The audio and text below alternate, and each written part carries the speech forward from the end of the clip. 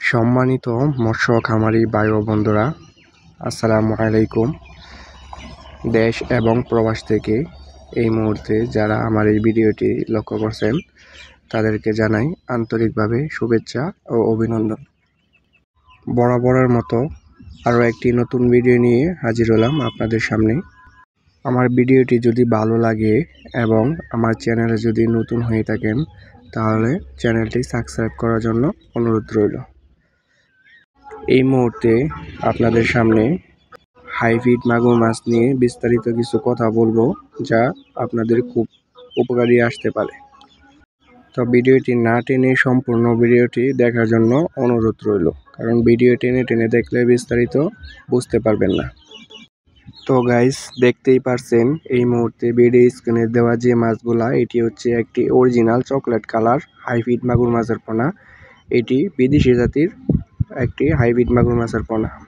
এই মাগুর মাছটি কিভাবে পুকুরে চাষ করবেন এবং কতদিনে বাজারজাত করতে পারবেন এবং এই মাছটিকে কি খাওয়াবেন তা বিস্তারিত কিছু আলোচনা করব এই ভিডিওর মাধ্যমে। তো গাইস, ভিডিওতে যে মাছগুলো দেখতে পাচ্ছেন এটির সাইজ হবে 5 ইঞ্চি সাইজ।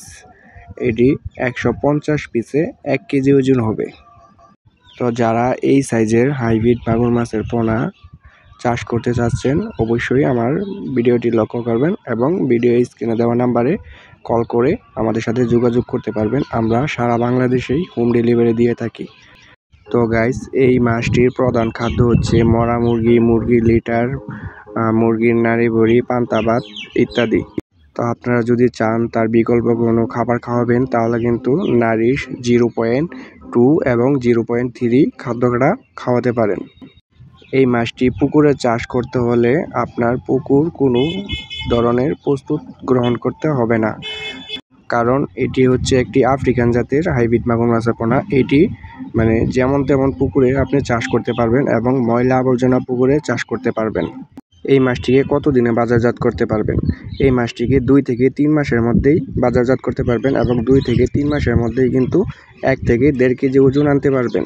তো যারা অরিজিনাল হাইব্রিড মাগুর মাছ খুঁজছেন অবশ্যই আমাদের সাথে যোগাযোগ করতে পারেন। ধন্যবাদ।